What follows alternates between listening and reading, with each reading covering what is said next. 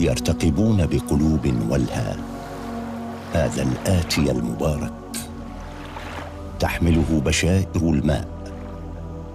النفير يمخر عباب الصبر.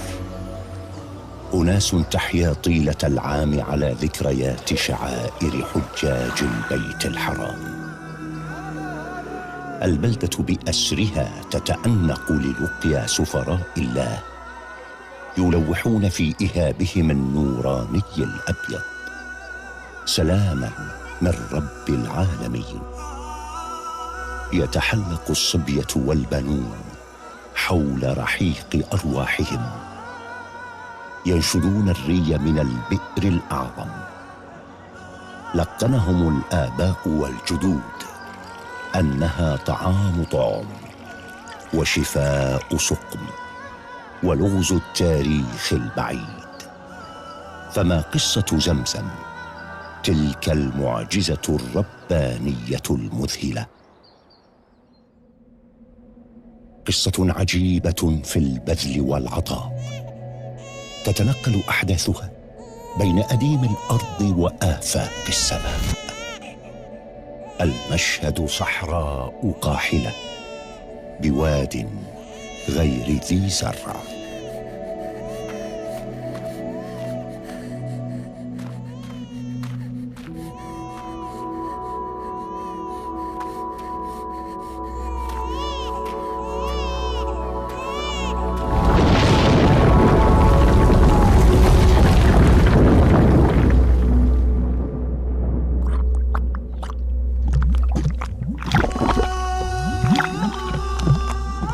فجعلت هاجر عليها السلام تجمع براحتيها البطحاء.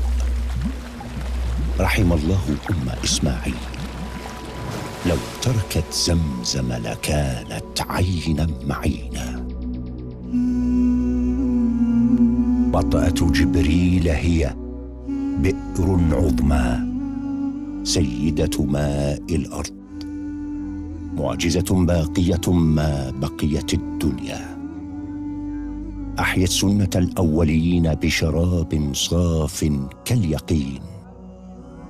الارتشاف منه عبادة، والتضلع منه أمان من أدواء البدن وأسقام الروح، وبراءة من النفاق. شرب طهور من لدى الرب الرحيم، حلت فيه بركة النبي نورا على نور. مج فيه فصار من المسك أطيب. غسل فؤاده الشريف في طست من ذهب بمائه الغياث. إنه منحة ربانية سائغة للعابدين، لا تنزف ولا تذم. الشباعة من واظب عليها لا يضره جوع أو عطش. ما أروعك زمزم من آية خالدة. 21 مترا لا أكثر تفصل بين الكعبة وبئر زمزم. فوهة البئر تقع أسفل المطاف حذو الحجر الأسود. لها نبعان يضخان صفو مائه، أحدهما يأتي من اتجاه الكعبة المشرفة، والآخر من اتجاه جبل أبي قبيس والصفا. هذه البئر الشريفة نظيفة دوما، لا تنمو فيها الطحالب، ولا تلجها الهوام أو الفطريات أو ملوثات الماء المعتادة. زمزم لا تكف عن ضخ المياه العذبة بأمر ربها بمعدل يصل في حده الأدنى إلى 11 لترا في الثانية، وفي أقصى معدلاته يصل إلى 18 لترا ونصف اللتر في الثانية. المعجز أن هذه البئر الهائل ماؤها تستقر في محيط الكعبة المشرفة بعمق 31 مترا فقط.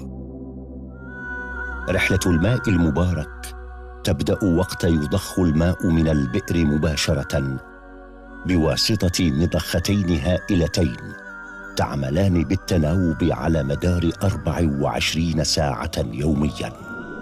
ترسل من فورها إلى مشروع الملك عبد الله بن عبد العزيز لسقيا زمزم في منطقة كدي عبر دفع آلي من أنابيب مخصوصة، بغية المحافظة على خصائص ماء زمزم الرقراق. الماء يشق طريقه إلى أفئدة مريديه. أما المسجد النبوي فيسافر إليه الماء المبارك يومياً، وينتقل الماء المدرار إلى جوار المختار عبر صهاريج مجهزة بمواصفات قياسية يتم تأمين أغطيتها ومحابسها بأقفال، بحيث لا تفتح إلا عن طريق الموظف المختص في مسجد رسول الله صلى الله عليه وسلم لصونه من أية مؤثرات. يبلغ معدله 150 ألف لتر في الأيام العادية، وفي المواسم يصل إلى 400 ألف لتر. تتابع عمليات السحب والضخ ومراقبة شبكات الأنابيب والخزانات بواسطة الألياف البصرية عن طريق برنامج متطور يعرف بنظام إسكادا.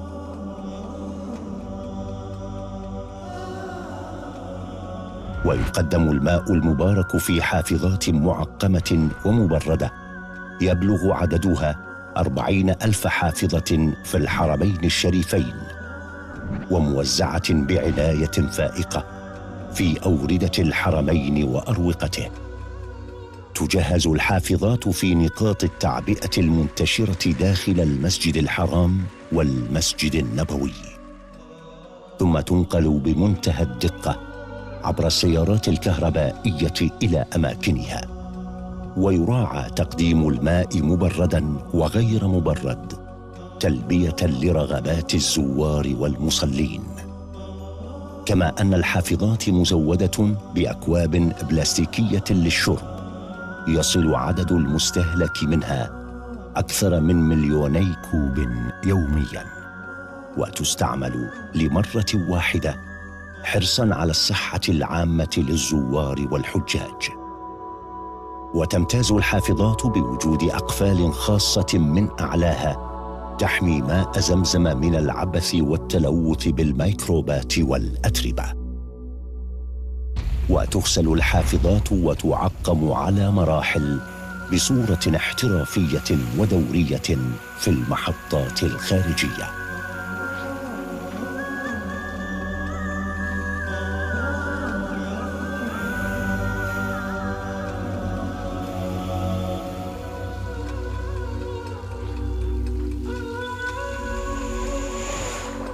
وتنتشر في باحات وزوايا الحرمين مشربيات ونوافير ثابتة للشرب تغطي جميع الأدوار والساحات بالمسجد الحرام والمسجد النبوي.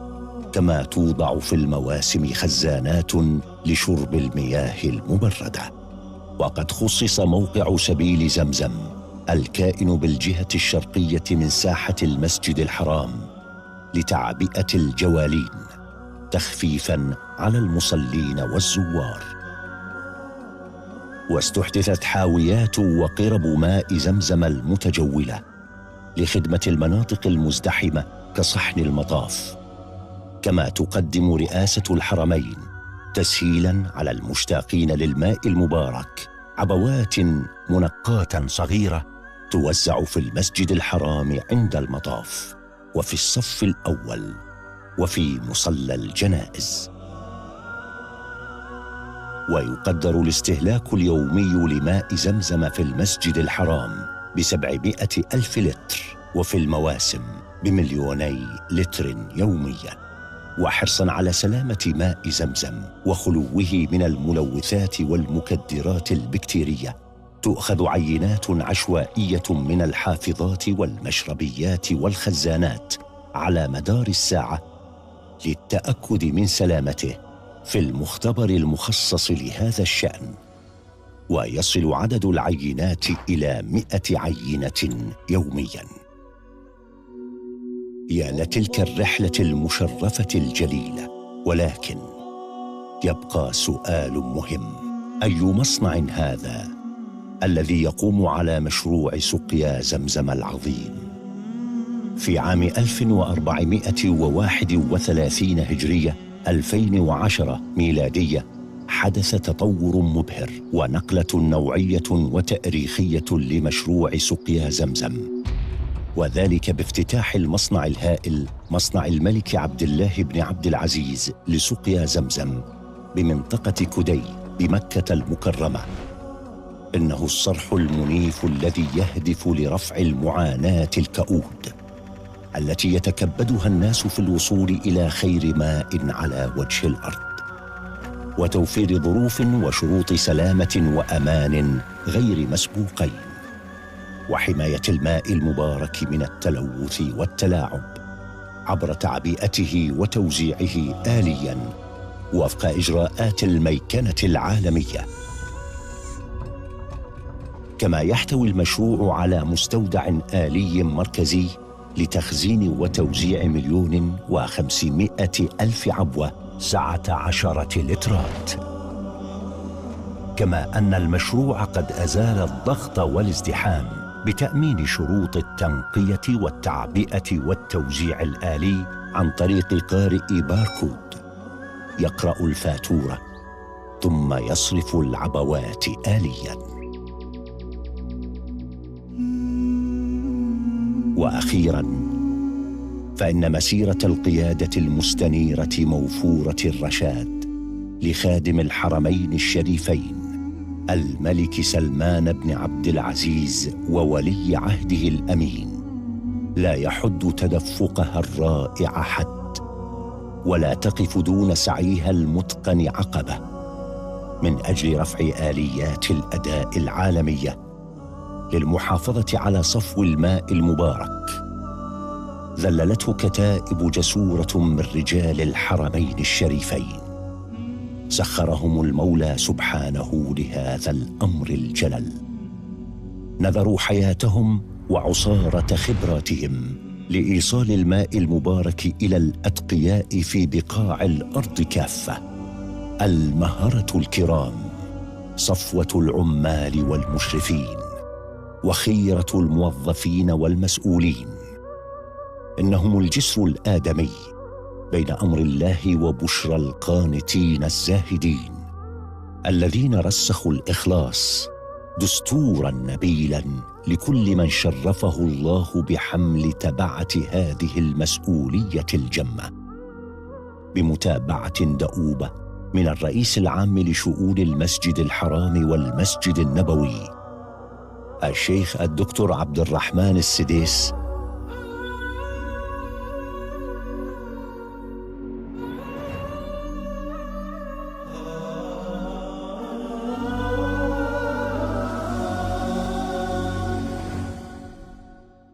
قال رسول الله صلى الله عليه وسلم عن زمزم: إنها مباركة، إنها طعام طعم.